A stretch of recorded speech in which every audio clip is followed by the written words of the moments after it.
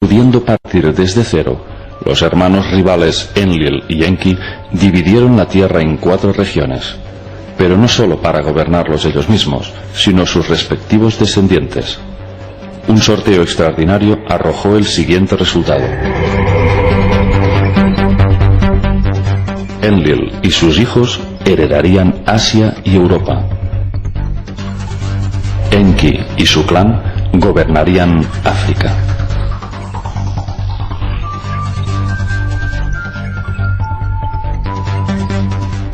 El hijo predilecto de Enlil fue Ninurta, su más admirado guerrero y legítimo heredero. Era el máximo gobernante de la ciudad de Nippur.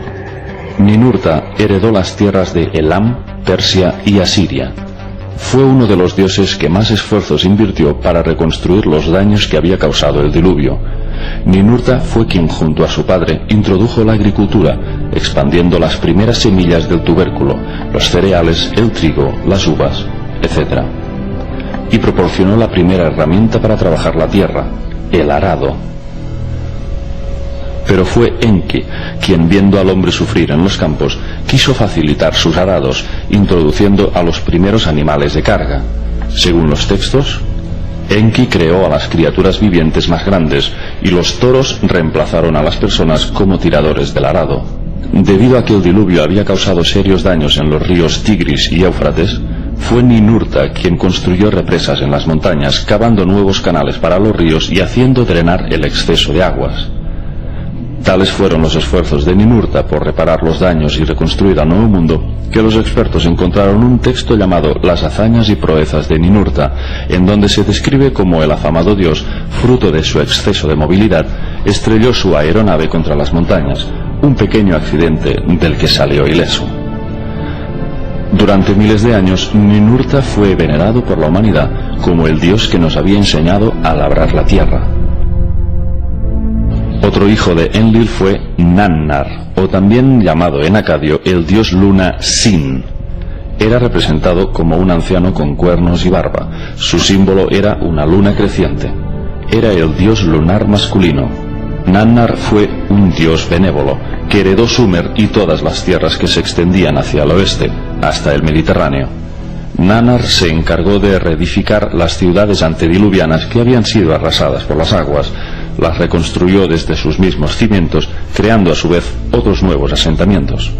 Nannar tuvo 2 gemelos, Inanna y Utu, que tuvieron una gran repercusión en la llamada Guerra de los Dioses, que pronto se desataría entre los Anunnaki. Inanna, o en acadio, Ishtar, era la diosa del amor y la guerra. Aunque tenía 7 templos de veneración en Sumeria, el mayor de todos era en la ciudad de Uruk. Inanna era una diosa guerrera conocida por sus insuperables habilidades de lucha. Su ferocidad y crueldad en el campo de batalla la convirtieron en una diosa temida por hombres y dioses. Prácticamente invencible, su sed de conquista la llevó a protagonizar cruentas guerras contra el clan de Enki. El hijo más pequeño de Enlil fue Ishkur, también llamado Adat en acadio. Se le representaba subido a un toro y portando rayos en sus manos, de forma muy parecida al dios griego Zeus.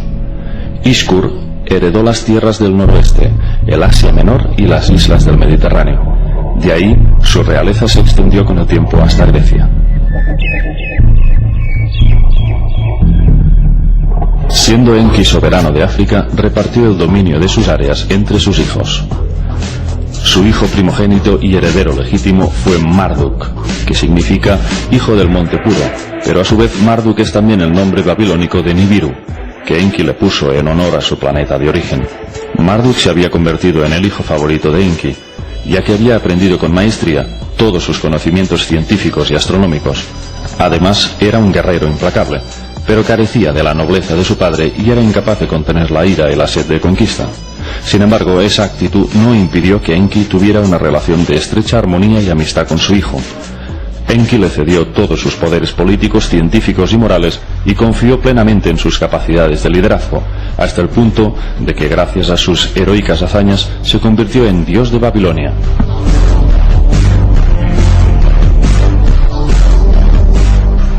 Marduk adquirió cada vez más poder, llegando con el tiempo a eclipsar incluso al mismísimo Enlil. Cuando Babilonia se convirtió en la capital de Mesopotamia, Marduk rebasó todos los límites del poder y fue nombrado Dios Supremo de Babilonia y de las 4 regiones de la tierra.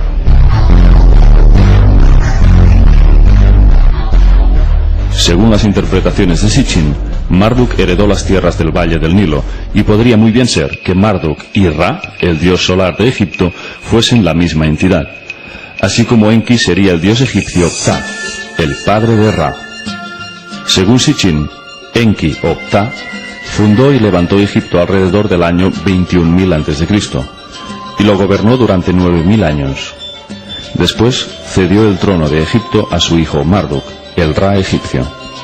Pero Marduk reinó solamente 1000 años, ya que abruptamente dejó Egipto alrededor del año 11.000 a.C., y lo hizo porque a Marduk le interesaba gobernar al mundo entero desde las tierras de Sumeria.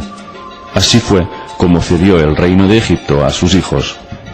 Otro hijo de Enki fue Nergal, conocido como el dios del desierto y el fuego, y por algunas religiones, especialmente la judía, es considerado un demonio del inframundo.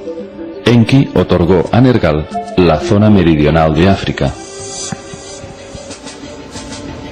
El siguiente hijo de Enki fue Gibil, dios del fuego, que aprendió las artes de la metalurgia y era conocido como un dios sabio, cuya mente impenetrable era la más amplia de todos los dioses. Gibil gobernó el norte de la zona meridional y asumió el control de las minas africanas. Otro hijo de Enki fue Dumuzi. Era conocido como el pastor, o dios de la fertilidad. Dumuzi estuvo casado con la diosa Inanna y fue el 5º rey de la dinastía de Bat-Dibira. Dumuzi heredó la meseta de pastos del Sudán. La 4ª y última región que faltaba para repartirse entre los Anunnaki fue la ciudad de Tilmun, emplazada en la península del Sinaí. Un punto clave en el establecimiento Anunnaki y eje central de todas sus misiones terrestres. Tilmun significa tierra de los misiles. Era un gran puerto espacial de donde partían sus naves.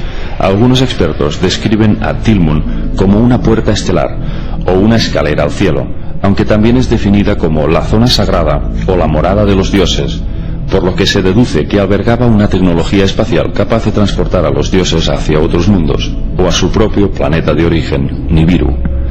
Todos los humanos que fueron escogidos para ascender hacia la morada de los dioses pasaron por Tilmun. En relatos bíblicos y sumerios se describe el ascenso a los cielos de Enoch, en Merudanki, Adapa o hasta de Ziusudra. En todos ellos se describe un proceso parecido, y es que 2 seres divinos les acompañaron hacia el viaje estelar.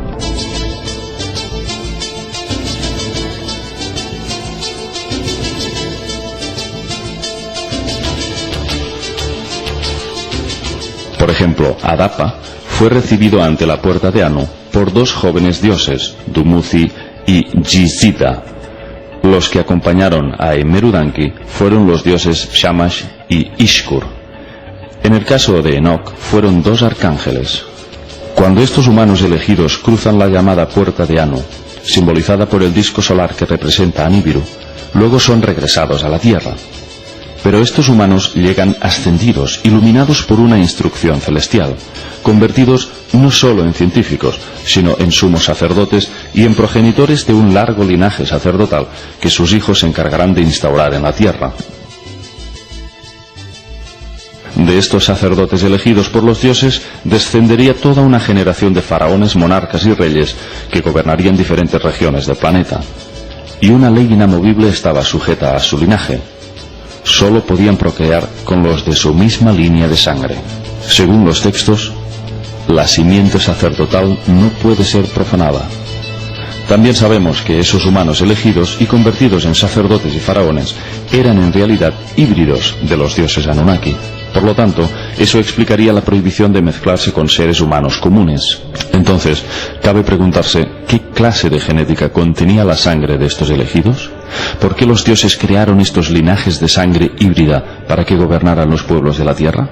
El autor británico David Icke asegura que detrás de este linaje de híbridos se oculta un poder en la sombra que gobierna nuestro mundo a través de sociedades secretas que se remontan a la antigua Babilonia. Según él, estos híbridos pasaron a ser faraones en Egipto y de ahí emigraron hacia Europa, creando la actual realeza. Estos monarcas, según David Icke, poseen una genética reptiliana que les permite cambiar de forma. Los llama los reptilianos metamórficos y dice que adoptan forma humana para pasar desapercibidos ante nuestros ojos. Si David Icke tiene razón, ¿serían estos linajes procedentes de los Anunnaki utilizados como un sistema de control a través de una línea sanguínea que sirva a sus intereses de dominación? Y volviendo al punto del relato, los Anunnaki estaban ansiosos por conseguir el dominio de Tilmun. Pero para evitar conflictos de intereses y hacer un reparto justo, optaron por adjudicarle la ciudad a la medio hermana de Enlil y Enki, la diosa Ninhursag. Debido a que ella no participaba de las rivalidades de ambos hermanos, su actitud neutral de no posicionarse a favor de uno u otro y de su amplio sentido de justicia hizo que todos los Anunnaki aprobaran casi por unanimidad el cederle el control absoluto de Tilmun. Las tierras de Tilmun albergaban minas de las que los faraones egipcios extraían piedras preciosas, turquesas, lapislázuli, malaquita, cobre, etc., así como depósitos de agua subterránea bajo la superficie rocosa. La diosa egipcia Hathor era conocida como Señora del Sinaí y gobernaba aquellas minas de Tilmun. Hathor era representada con cuernos de vaca y la llamaban por el sobrenombre de la vaca. Según Sitchin, podemos establecer analogías entre la diosa Hathor y la propia Ninhursag. Si bien al principio, cuando llegaron a la Tierra, Ninhursag fue una bella joven, nombrada médico en jefe de los Anunnaki, que gobernaba el centro médico Shuruppak, ahora había envejecido y debido a su sobrepeso la llamaban la vaca y la simbolizaban con cuernos de vaca igual que la diosa egipcia. De manera que Sitchin postulaba que Ninhursag y Hathor eran la misma diosa. El diluvio universal tuvo consecuencias importantes sobre el ciclo de longevidad del ser humano. Ignoramos las razones, pero es indudable de que el proceso de envejecimiento se aceleró notablemente a partir del diluvio. En este gráfico podemos comprobar el linaje de descendientes de los hijos de Noé y la notable disminución de sus años de vida.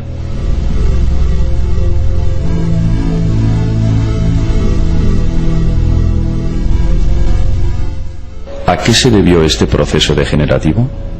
La pérdida de longevidad motivó en muchos seres humanos comunes la búsqueda de la inmortalidad, el secreto de la vida eterna que solo los dioses Anunnaki custodiaban.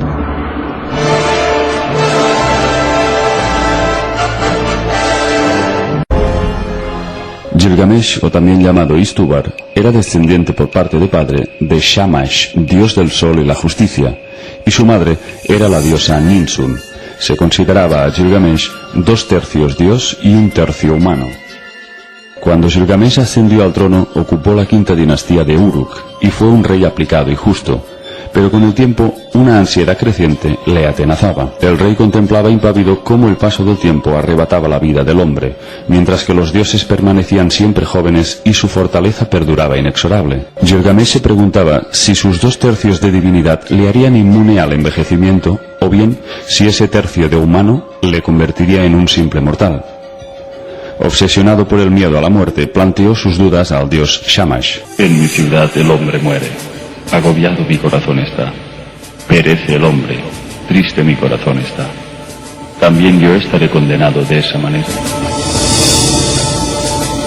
Pero Shamash siempre evadía una respuesta directa y le animaba a olvidarse de estas cuestiones para que se resignara a su destino. Llena tu vientre, Gilgamesh, diviértete día y noche. De cada día, haz una fiesta que te regocije. Día y noche baila y juega. Gilgamesh, lejos de divertirse, seguía vagando noche y día, ansioso por saber qué podía hacer para vencer a la muerte. Una noche, un objeto desconocido cayó en la ciudad de Uruk.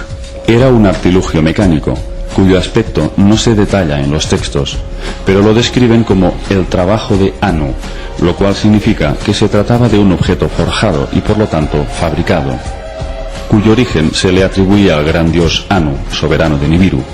Sitchin aboga por considerar que la parte inferior del objeto tenía patas. En ese caso podríamos hablar de un aparato con capacidad de despegue y aterrizaje. Gilgamesh y sus hombres trataron de abrir lo que en los textos llaman el elevador o su cubierta. Cuando por fin abrieron el objeto, el rey pudo penetrar en su interior.